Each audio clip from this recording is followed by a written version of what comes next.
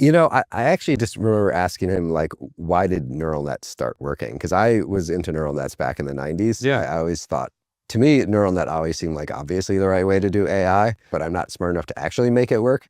But so I was just asking him, what has changed since, because in the 90s, it was kind of a dead end. It was a little bit popular, but no one ever really managed to make it do anything very interesting.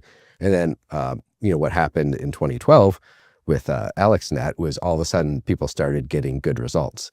And so, he just kind of explained.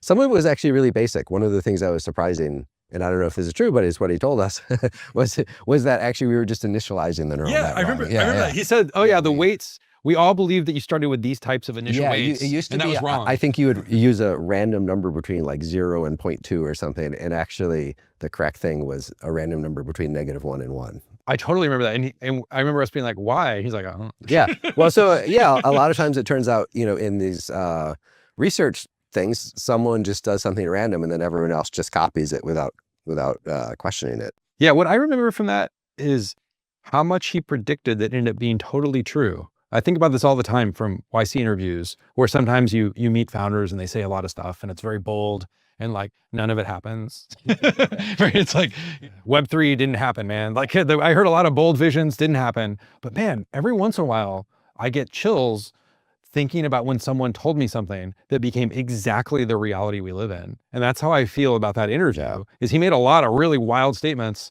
about what was going to happen with AI. Do you remember? Yeah. I don't know if I could quote something specific, but it was basically that this was the most important problem in the world and that we would have superhuman level intelligence to solve all sorts of problems, and that like, it's going to change the way we live. And this was in 2015. Again, this was like, it wasn't like this was a common thing you would read on x.com. For sure. This was a very strange, extreme vision of the future. Yeah. Not a lot of people believed in AI back then. Even, a few years ago, a lot of people were still in denial that this was going to happen. Yeah. So I just remember him saying things that I found wild, and he meant them so sincerely. Like he was just telling us a bunch of facts about what was going to happen.